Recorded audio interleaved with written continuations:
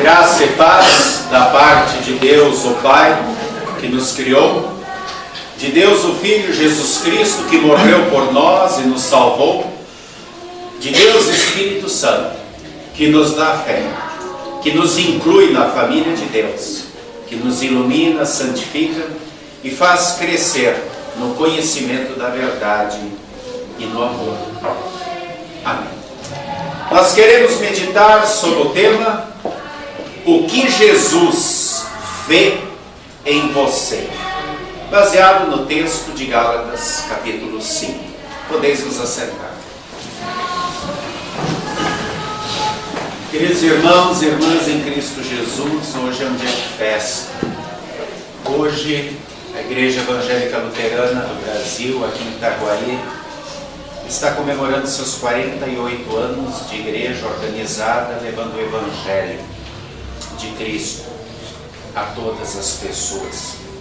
Nessa semana também nós lembramos, comemoramos os 112 anos da Igreja Luterana como instituição oficial aqui no nosso país. E a pergunta que eu fiz como tema da mensagem é: o que Deus vê em você, como igreja, como filho de Deus, como cristão? Domingo próximo passado, no culto Cantate, nós tivemos aqui no nosso distrito, lá em Deodoro, eu falei sobre a marca da igreja. Tudo que nós conhecemos nesse mundo se identifica através de marca. Se eu pegar uma latinha de Coca-Cola, vocês vão relacionar isso a um refrigerante. Se eu pegar um pacotinho de Bombril, vocês vão relacionar isso à palha de aço. Se eu falar em Torre Eiffel, vocês vão relacionar isso à França, Paris. Se eu falar em Estátua da Liberdade, vocês vão pensar nos Estados Unidos, Nova York. Se eu falar em pão de açúcar, Cristo Redentor, Rio de Janeiro. Mas qual é a marca do cristão? Perguntei naquele dia se seria talvez o templo. Tem muitos templos que são muito bonitos, mas que, se formos ver o que se ensina ali, que se prega ali, não condiz com aquilo que Cristo ensinou. Talvez fosse a cruz, mas a cruz já foi usada como um instrumento de violência para se justificar a morte, guerras, em tantos lugares. A Bíblia, como seria a Bíblia? Mas a Bíblia é tão mal usada por certas pessoas que querem, baseadas em algum texto aleatório, usá-la em proveito próprio. A grande marca da igreja é aquela da qual Jesus diz, quando fala em João capítulo 13, versículos 34 e 35, dizendo: novo mandamento vos dou, que vos ameis uns aos outros, assim como eu vos amei. Nisto conhecerão que sois meus discípulos, amando-vos uns aos outros. Esta é a marca da igreja, pela qual os discípulos de Jesus, segundo o próprio Jesus, são conhecidos, ou são reconhecidos. E realmente no início da igreja cristã era assim. Tanto que os judeus, os bárbaros, os romanos, aqueles que olhavam de fora, diziam: vede como se ama. O amor é a marca da igreja. Ainda é assim hoje? É isso que Cristo vê em mim, em ti, em nós, nas igrejas em geral? Hoje eu vejo muitas pessoas que se denominam cristãs, que se denominam crentes e que querem ser reconhecidas pela roupa, por usarem um paletó, uma gravata e um vestido, e dizem: isso é o que caracteriza um cristão. Para ser cristão tem que usar paletó, gravata, vestido. Bom, no tempo da Bíblia nem existia esse tipo de roupa. Isso é um modismo que vem de 2 séculos atrás, que era usado na Europa, nos Estados Unidos, e que para aquele frio até é muito confortável.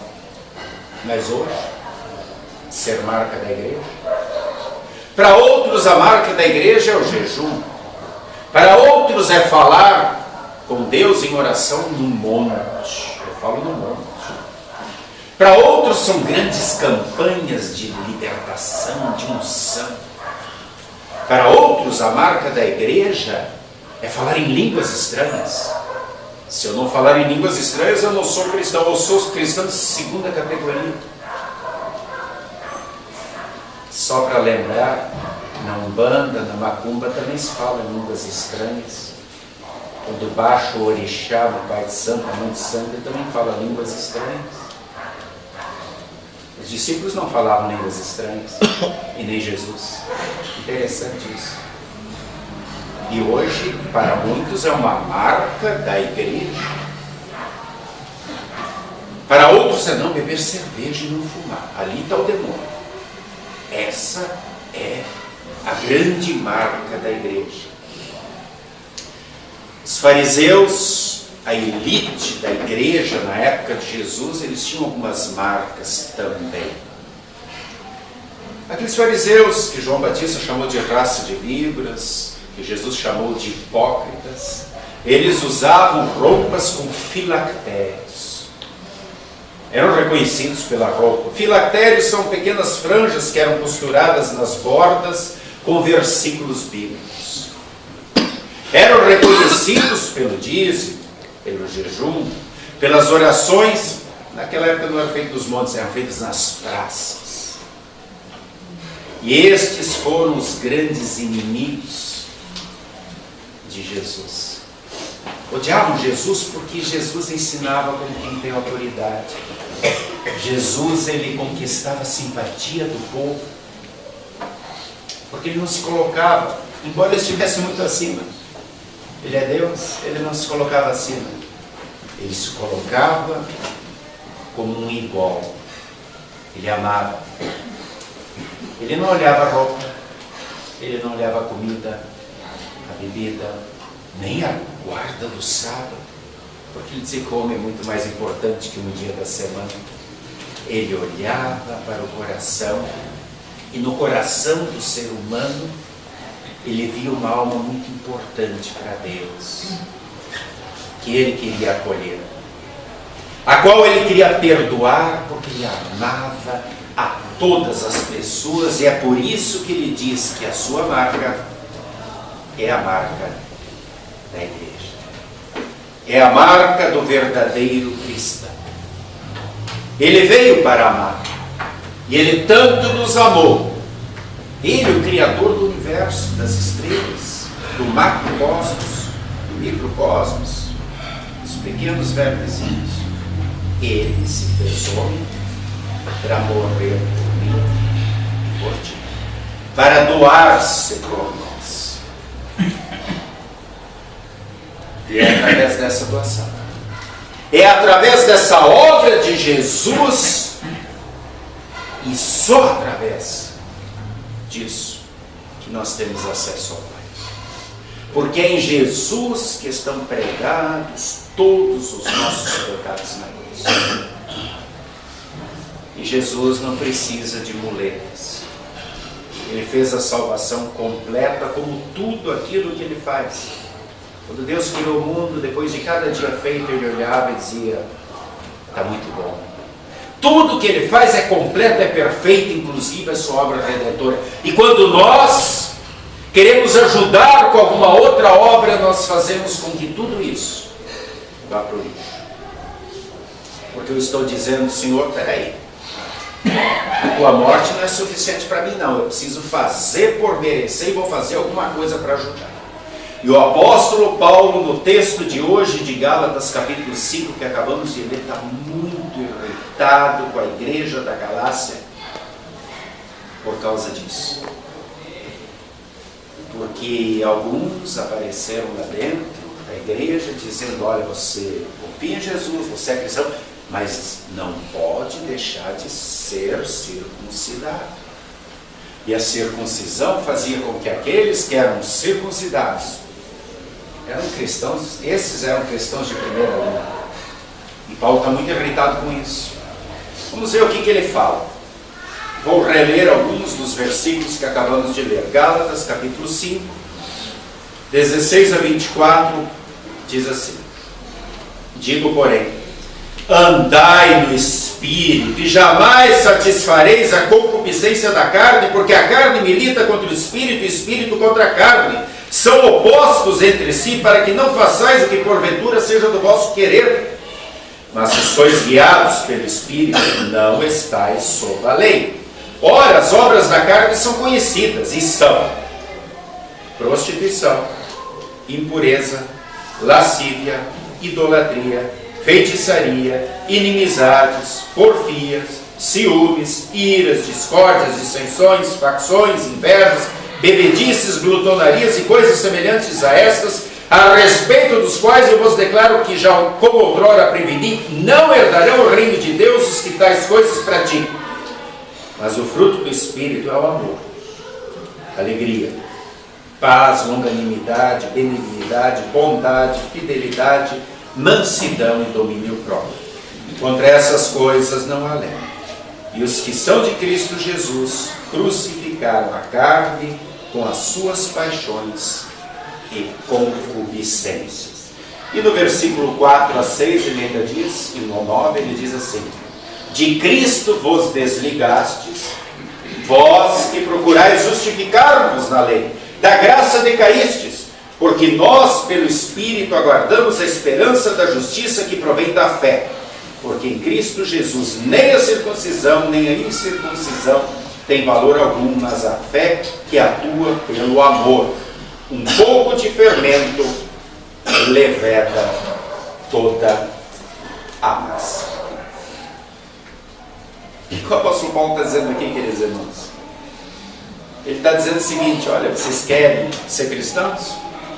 Querem, mas querem também guardar a circuncisão, não é isso?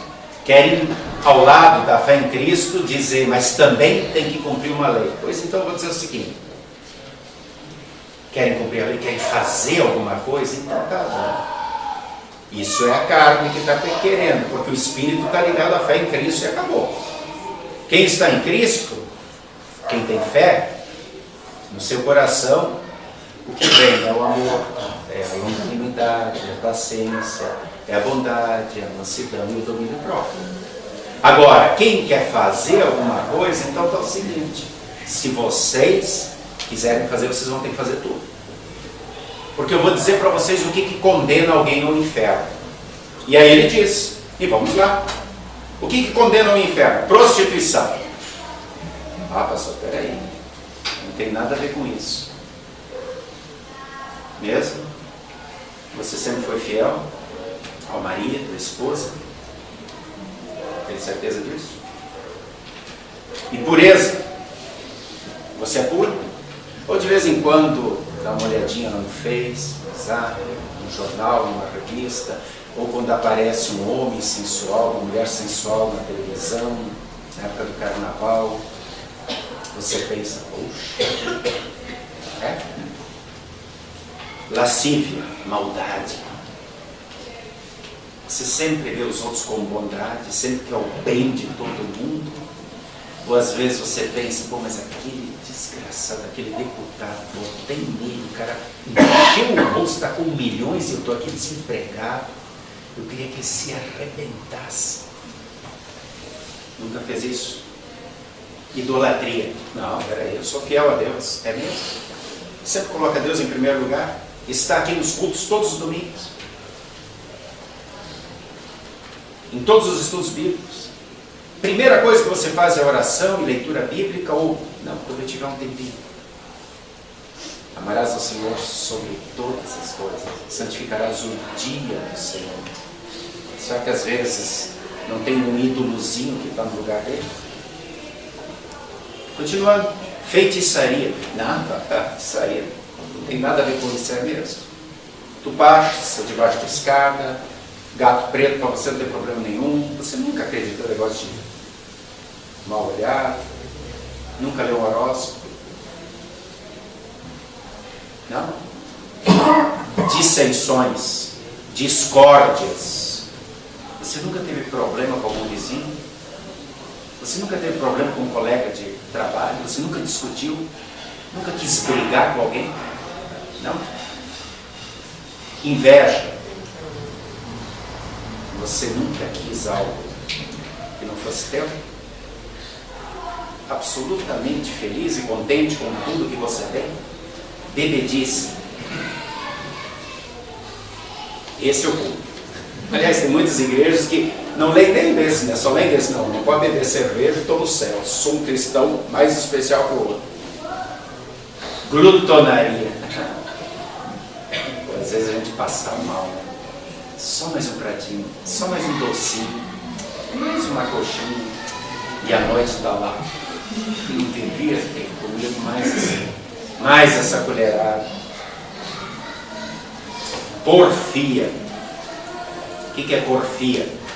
Porfia é teimosia. Eu estou certo, você está errado. Orgulho.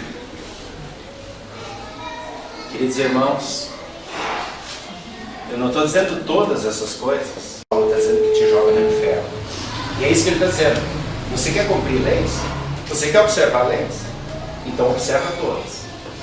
Porque se fizer uma dessas, tu vai para o inferno. Eu afirmo que não herdarão o reino dos céus quem pratica isso aqui. E não adianta tirar lá só não beber cerveja. Aliás, nem é isso que está escrito. Né? É tudo isso aqui. E aí? Quanta hipocrisia tinham os fariseus quando se julgavam mais especiais do que outro por cumprir certas regras. Quanta hipocrisia continuam tendo tantos crentes cristãos hoje.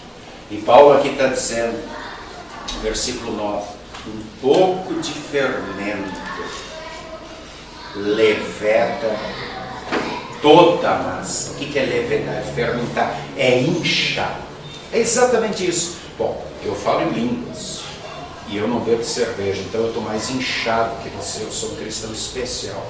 Não é isso que a gente vai dar para incha. Não torna você melhor. Inchar só apodrece. Uma hora explode porque está podre por dentro. Como Jesus disse aos fariseus, sepulcros caiados, bonitos por fora, branquinhos e por dentro tem um cadáver. Isso não é a marca do cristão. Mas tem tanta gente hoje ainda querendo se prender a uma regrinha, a uma leizinha. Seja comida de porco que não pode comer, seja cerveja que não pode beber, seja o sábado que tem que guardar, seja uma tatuagem que não pode fazer. Não, isso me leva ao inferno. Inchaço. Queridos irmãos, pensem o seguinte: se vocês estivessem numa prisão, sabe essas prisões que tem aqui no Brasil, em todo lugar, uma cadeiazinha feita para 8 pessoas e tem 40, e você está lá dentro. E aí viesse alguém que simplesmente, sem você merecer, te desse a liberdade. Disse, não, eu vou te tirar daqui, está livre, absolutamente livre, vai para casa e vive tua vida. Pô, tu não tinha mais parente, tu não tinha mais amigo, tu não podia mais comer, beber, tu não podia mais dormir em segurança, tu não tinha nada. E essa pessoa te deu uma liberdade, aí tu diz, não, mas assim, eu quero a liberdade, tudo bem, vou viver, vou trabalhar, mas de vez em quando eu quero dormir lá dentro, passar pelo menos um dia. Pô, é brincadeira. É exatamente isso que acontece. Quem diz, eu sou cristão e tal, mas tem que fazer isso ou não pode fazer isso? Paulo disse aqui, é para a liberdade que Cristo nos libertou.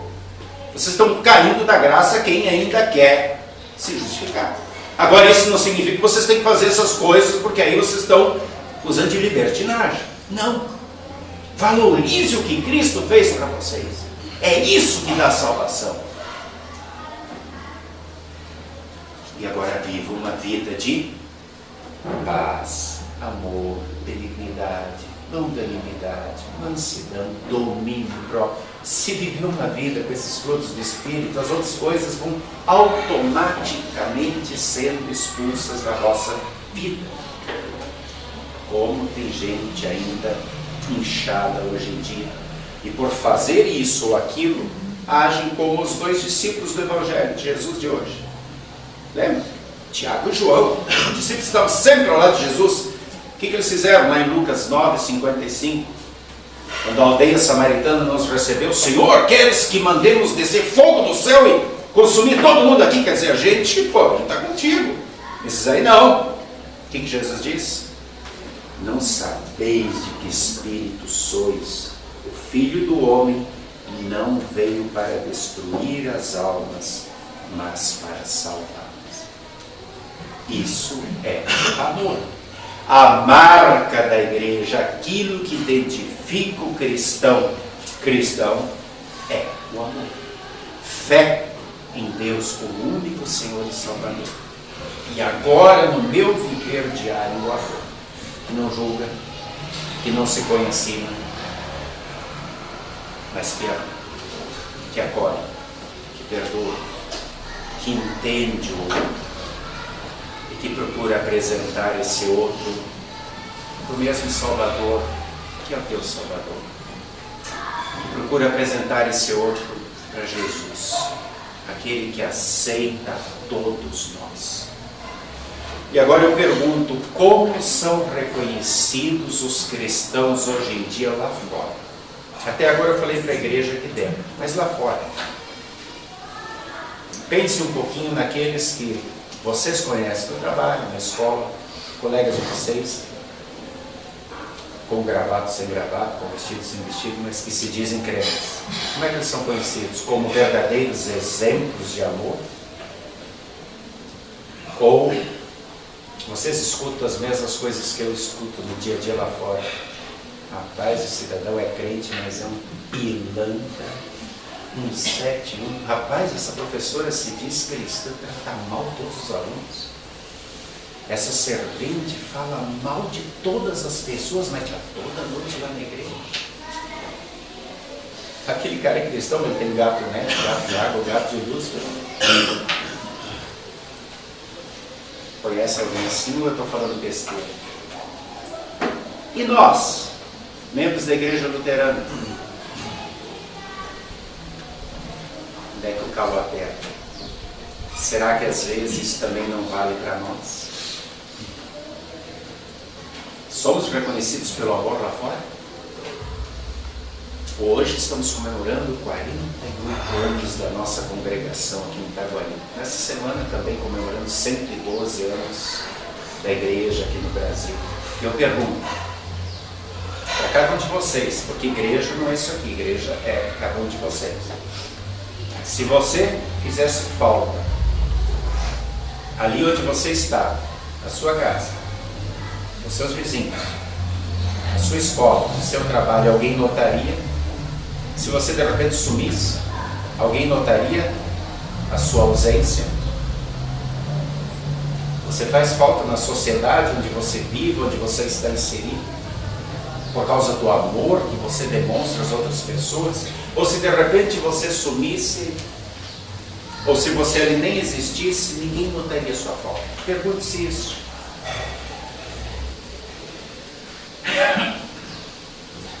Vou fazer uma pergunta diferente.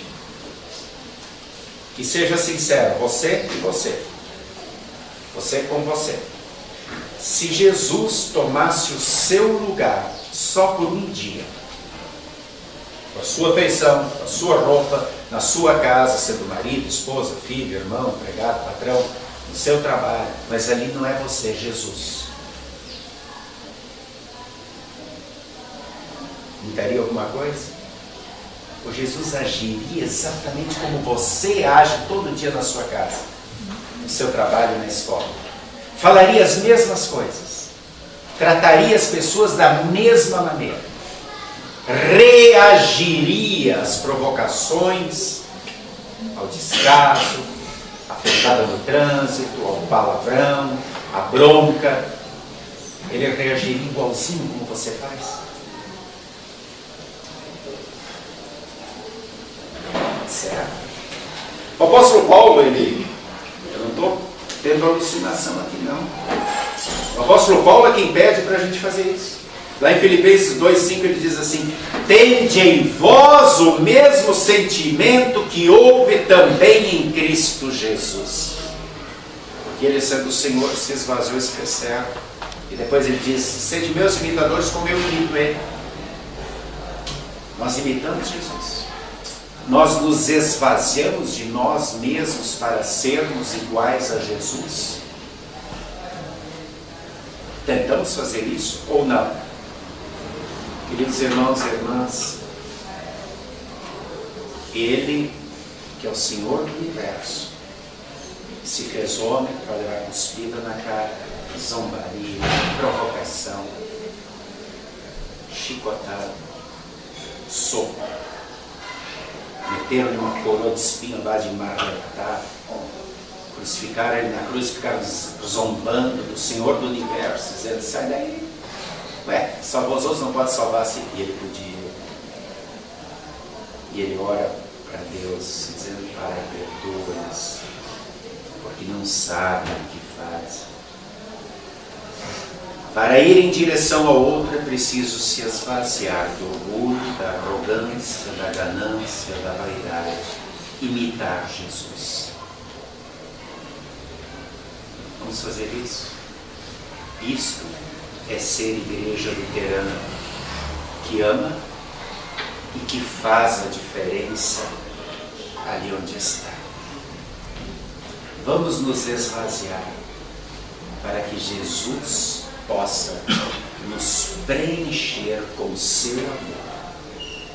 E que a igreja continue crescendo pelos próximos 5 anos, 10 anos, 40 anos, tantos quantos forem os anos que Deus nos der para viver. Que possamos comemorar cada ano com muita alegria, com muita gratidão, dizendo: Senhor, eu estou aprendendo a amar contigo cada vez mais, e eu estou fazendo diferença na minha casa, no meu trabalho, na minha escola, porque eu estou amando. Eu estou amando de verdade, eu estou sendo igreja. E muitas pessoas querem conhecer a Ti, porque querem saber por que eu sou tão diferente. E que cada um possa, cada dia, olhar para o espelho e dizer: Senhor, que bom que Tu fazes a diferença na minha vida. E que eu possa, dessa maneira, fazer a diferença na vida de tantas e tantas pessoas como Tu, igreja. Parabéns, Igreja Luterana aqui em Itaguaí. Parabéns a cada cristão. Parabéns a cada filho de Deus que aprendeu que a sua marca é o amor. Que assim seja. E a paz de Deus, que excede o entendimento humano, guarde corações e mentes em Cristo Jesus para a vida eterna. Amém.